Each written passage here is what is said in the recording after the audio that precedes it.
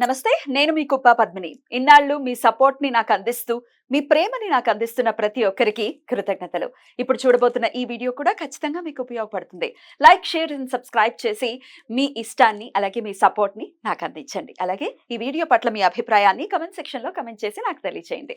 నమస్తే, welcome to our channel. నేను పద్మిని. ప్రస్తుతంతో పాటు ప్రముఖ ఆధ్యాత్మికవేత్త, వాస్తు జ్యోతిష పండితులు అనంత శర్మ గారు మనతో పాటు ఉన్నారు. మాట్లాడదాం. నమస్కారం అండి. నమస్తే అమ్మా.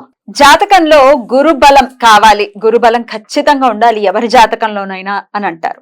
గురువు అది గురువు అంటే జూపిటర్ అనుకోవచ్చు, లేదంటే వీనస్, ఇద్దరు కూడా గురువులే కదా. శుక్రగ్రహ బలం కూడా ఉండాలి, గురుగ్రహ బలం కూడా ఉండాలి.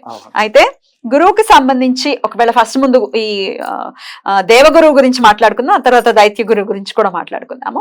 మరి గురుబలం పెంచుకోవాలి జాతకంలో అనుకుంటే కనుక, ఒకవేళ జన్మ జాతకంలో గురుబలం లేదు అంటే కనుక ఎటువంటి రెమెడీస్ చేసుకుని గురుబలంని పెంచుకోవచ్చు?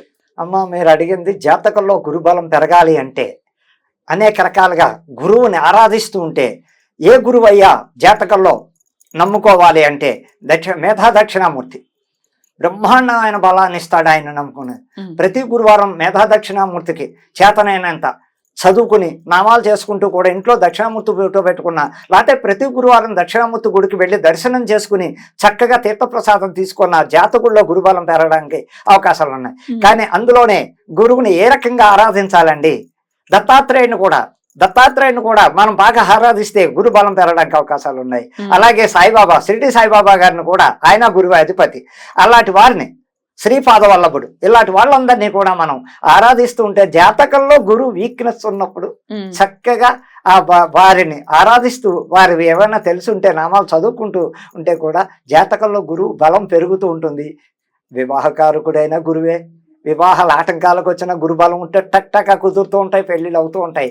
అలాగే మేధా దక్షిణామూర్తి పవర్ ఏమిటాయి అంటే, మేధా దక్షిణామూర్తి దత్తాత్రేయ విద్మహే పుత్రాయ ధీమే తన్నో దత్త ప్రచోదయాదు.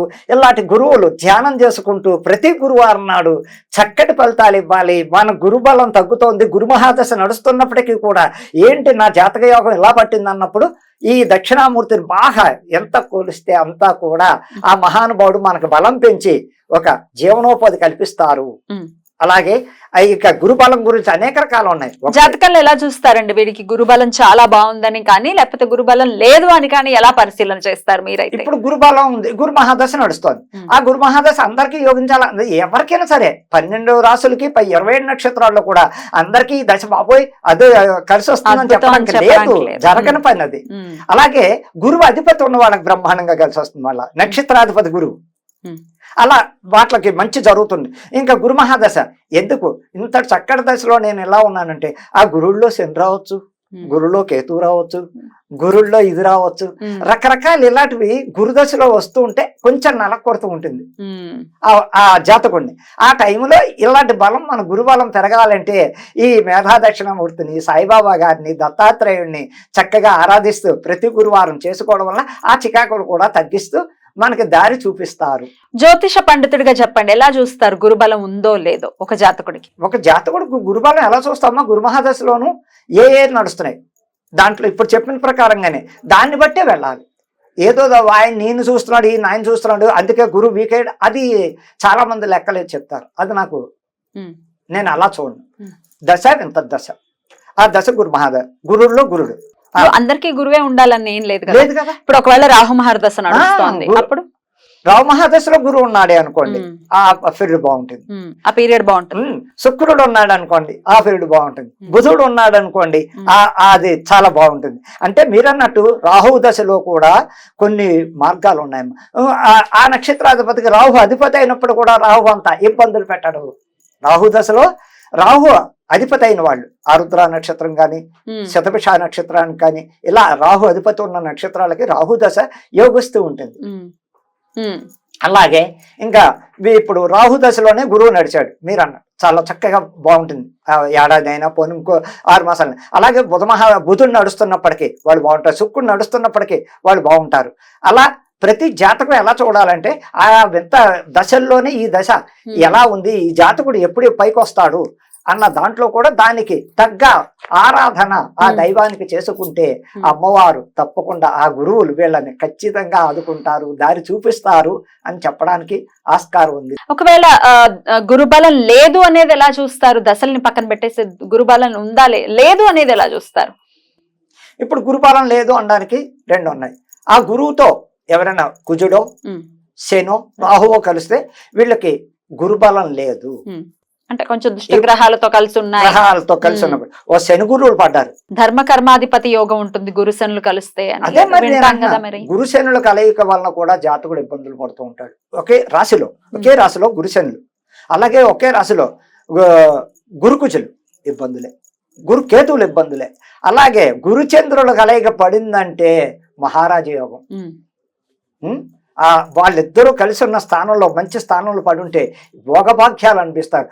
మధ్యలోనే వాళ్ళకి చిన్న వయసులోంచి ఉండదు, మధ్య వయసులో గురుచంద్రులు కలయిక బ్రహ్మాండంగా ఆ మధ్యలో బాధపడుతూ ఆ జాతకుడు ఏంటి ఇంత ఎలా ఉన్నా, నాకు ఇంత చక్కటి జాతకం నడుస్తున్నాయి, సరిగ్గా 40-35లో పాడుతుందంటే వాళ్ళకి దశ ఇంకా చచ్చిదాకా కోట్లు సంపాదిస్తూనే ఉంటారు. అలాగే ఈ గురువుతో పాటు చంద్రుడు కలవడం వల్ల వచ్చే లాభాలు, గురుచంద్రుడు కలయిక అంత లాభం, మహారాజ యోగమే. వాళ్ళ సిరి సంపదలు అక్కడి నుంచి మిడిల్ ఏజ్లోంచి అప్పటిదాకా బాధపడుతున్న జాతకులు పైకి వస్తూ బ్రహ్మాండ 100 మందికి వాళ్ళు దారి చూపించే స్టేజ్లో వాళ్ళు.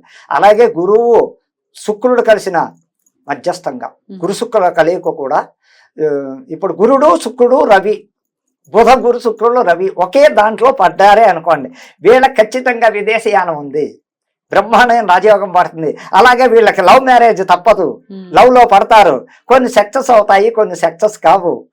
అంటే ఈ 3 గ్రహాలు రవి బుధ శుక్రులు ఎప్పుడైతే పడ్డారో దానికి ఇదవుతూ ఉండడం వలన ఈ లవ్ మ్యారేజ్లు కొన్ని సక్సెస్ అవుతాయి, కొన్ని సక్సెస్ కావు. అది కూడా జాగ్రత్తగా చూసుకుని ఆ జాతకుడు దాన్ని పరిష్కారం చేసుకుని చక్కగా చేసుకుంటూ ఉంటే కూడా ఎన్నో ఫలితాలు ఉన్నాయి. రైట్ అండి. అయితే గురు మాకు జాతకాలు అవి ఏం తెలియవండి, ఒకవేళ మాకు టైం లేదు, మాకు ఇయర్ లేదు అని చెప్తూ ఉంటారు. గురు గ్రహం బలం బాగా పెరగాలి అని అనుకుంటే గాయత్రి ఇందాక మీరు ఒకసారి చెప్పారు, మళ్ళీ ఒకసారి చెప్పండి. దక్షిణామూర్తాయ ధీమయే గురు మహాదేవాయ ధీమయి తన్నో గురు దక్షిణామూర్తి ప్రచోదయాదు. ఆ మంత్రం స్మరించు గురువు యొక్క అనుగ్రహాన్ని పరిపూర్ణంగా పొందేటటువంటి పరిస్థితి ఉంటుంది ఈ గాయత్రి మంత్రాన్ని గనక ఆశ్రయిస్తే అని చెప్తున్నారు. రైట్ అండి, థ్యాంక్ యూ సో మచ్ అండి, నమస్తే.